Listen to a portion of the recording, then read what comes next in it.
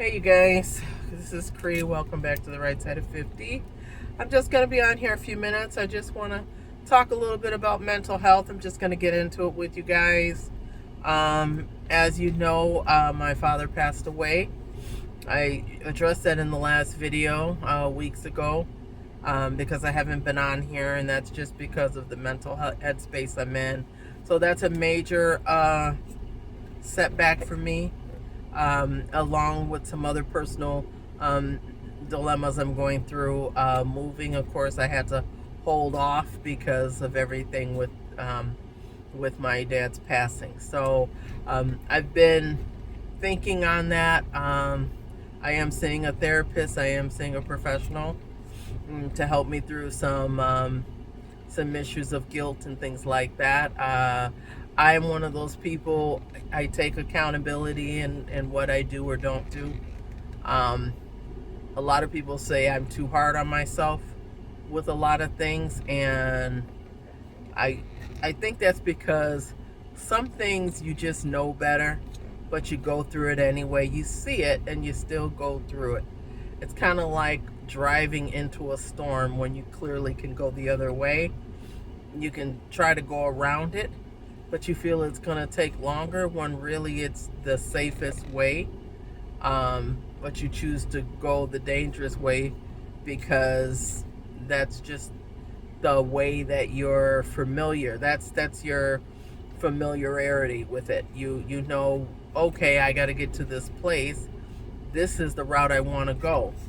Now, it's the dangerous route, but you still want to go that way because you're more familiar with that route instead of going the correct route that may take longer. It may feel a little harder, but it's definitely the best way to go. So I'm sure there's a lot of you like that too. That's me. I've also um, always been self, um, what am I trying to say? Independent. I'm sorry. And I know people hate that. Oh, you're independent. I'm not going into the independent woman thing and all that. It's just I've always, I've been always most of my life put in that situation of being independent.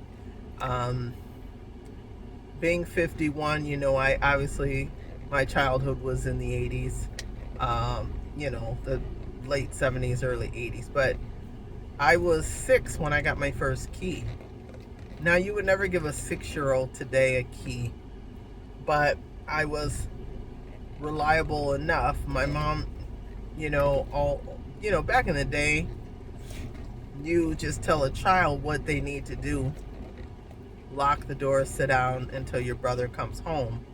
Our school schedules were off a little bit, and the key was really just kind of like a backup.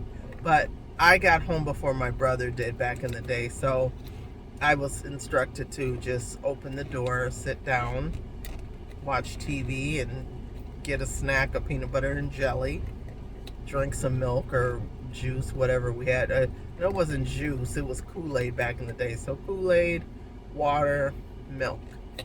And, do that until your brother gets home, and then you can go outside and play. Now, when I was growing up, again, in the 80s, you could go out, and I lived in a middle-class neighborhood. Doesn't mean we were middle class, but we were in a middle class neighborhood, and for the most part, and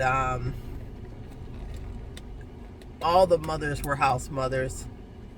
A couple of them worked a little part-time job, but they were not the providers. The husbands were providers. Okay, my mom was the provider for our household, so she worked for many years 2 jobs.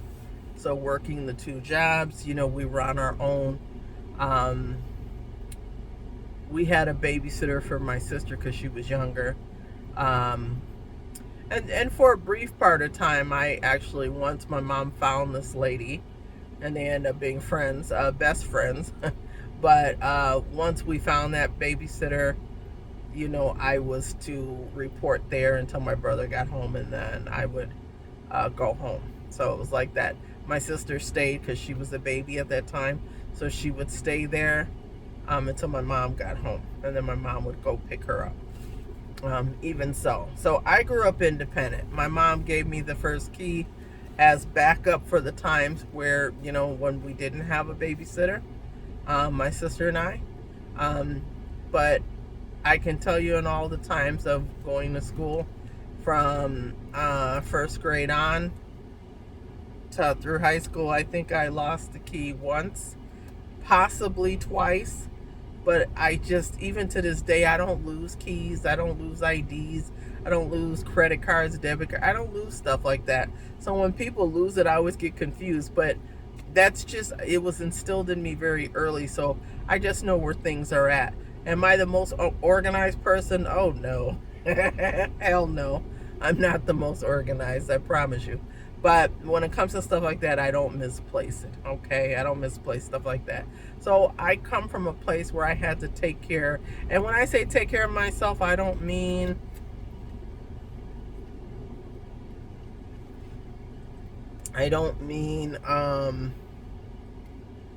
sorry, I was looking at a neighbor. I don't mean that I had to raise myself or anything like that, okay? It just means because my mother raised me and she did a good job. She did the best she could do with all of us. We always ate. We were never starving. May not have always had what we wanted, but you know how kids are, they're funny. But we always had food. We always had lights. So I don't have any complaints. I think I had a good childhood. I was raised in the 80s. So I had a good childhood. I didn't go through any trauma, if you know what I mean. I didn't go through any of that. I babysat early in life, other than my sister. Back then, I started babysitting at like the age of 10 or 11. And, you wouldn't do that today again. But, those times were simpler and it was easier. The whole neighborhood knew you. Everybody babysat everybody. So when I went off with my friends to ride bikes or roller skate or whatever, it wasn't right like on the block. When my mom would come home, the neighbors instantly, because they were always out, somebody, if I wasn't around, they would say, "Oh, she's with the other kids. They are riding bikes." And they knew the drill. Oh, we'll let her know that you're home and to check in with you. So that's how I was raised. The neighbors, we raised us. It wasn't just my mom. They all looked out for me because, and my brother and sister, because they knew my mom was a single mother. She raised us on her own. So that's how it went. So you carry that into your adulthood when it's time to date and get married or whatever else. It's kind of hard to shake. Now, I'll tell you, in my life and in my personal life, always, I'm not a guarded person. I give everybody, I've always given men a chance as far as, they want to be a man. I'd like you to be a man, great, so I've never tried to take the job from anybody. You prove yourself, you can handle this, great. If you can't, then you can't, whatever, and that's a whole nother story. But never been masculine in the ways to say that, never been masculine that way. A lot of women get put in that position of masculinity if they are forced to have to do it all. So that's not being naturally masculine. I am a feminine woman. I've always been feminine. But I've had moments in time in my life where I had to be a little bit more masculine. And again, that's because I was placed in that role. I was failed over and over in the relationship, so I had to take the reins, okay? Now, some people will say I wouldn't have taken the reins. I would have just drop that person off at the next bus stop. Whatever, that's the past. But so I don't want to get all off in all of that. But I do understand toxic relationships. I understand toxicity and things like that. I'm very easygoing. I always have. I've always been told that. I can only think of one ever where they would try to make it like I was not, whatever. But, I had to find that out the hard way. That's because I was dealing with not a narcissistic person, but a true narcissist. It was so evident, obvious. There were no, let me wonder, but there's a lot of mental illness with it. So because there was a lot of mental illness, that played a part in things too. So that was a no-go. After years of trying to, make something work. As women, we try to always fix things. We try to always do everything we can just so we can say we tried. I've never been one to give up fast, give up easy. The pros is I'm one to compromise. I'm understanding. I listen. I try to work things through, try to figure things out. The negative, the cons, I'm compromising. I try to work things out. Same answer. So pros can also be your cons. Understand it, know it. What should work in favor does not always work in favor. When you feel and you see you've done everything you can and you've exhausted all options, it's time to move on. And I always had wished that I had that bone in my body to just say, put my hands up and say, no, I'm done. I see a red flag, I'm done. Bye. I always wish to be that type of person, but I'm not that type. I'm the one to try to figure you out, to say, well, wait a minute, why would they do? Because what I'm doing is I'm second guessing myself, and I'm trying to figure, well, maybe there's a miscommunication, maybe there's a misunderstanding. See, I don't feel like it should always be my way. We'd all love to have it our way all the time, but that's not how life works. There's so many selfish people out here. They don't give a damn about you. They don't give a damn. They don't give a damn. Only thing they care about is, what can I get from you? What can you do for me? If you can't do anything for them, or you're not doing anything for them, bye-bye. And as they say, that's the best and cheapest way. If you cut them off, they usually will go away. That's not always the case, but usually they will go away because you're not serving them any purpose. You're not serving them a purpose. So why bother? They can go find somebody else to use. They can go vet somebody else and play those games with them. And it's in your best interest to let them do it. Let them go away. Never beg for attention. Never beg for somebody to listen to you and understand you. Because if you have to beg, that means they don't care anyway, do they? No. And they're always going to be the one to play the victim. Now, if you don't know or you don't understand what I just said, that means it's probably you. You're probably who I'm talking about. What? Women can't be that way? Oh gosh, you got a lot of them. It's not just men, it's women too. Women in this talk. That's why when I go online, I go on YouTube. Do you know what my favorite videos are to watch, other than one, making money online?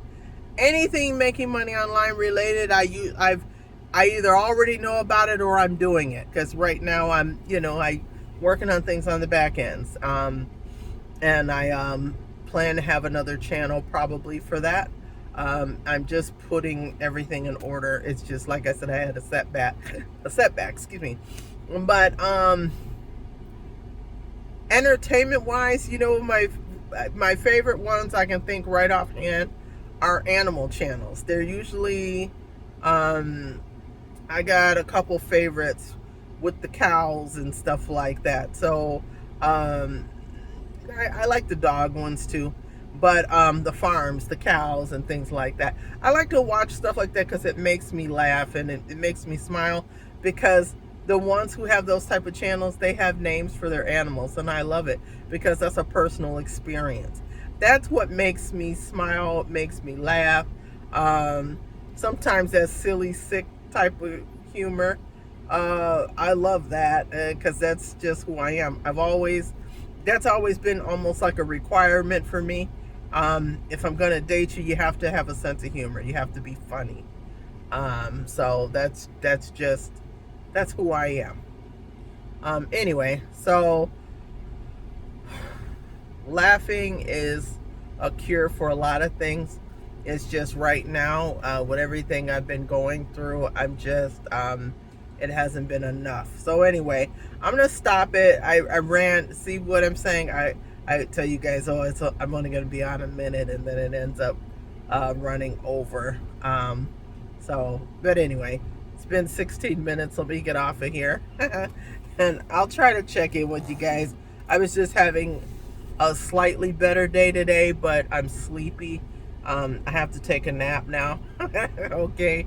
I know you're saying, really, what time? It looks like it's in the middle of the day. Yeah, it's getting close to 3 o'clock, but I have to, I can feel it coming down, and I just have to lay down, and I got to rest up and whatever. So I will try to get back to you guys tomorrow over the weekend or something like that, okay? You guys be safe. Take care of yourself.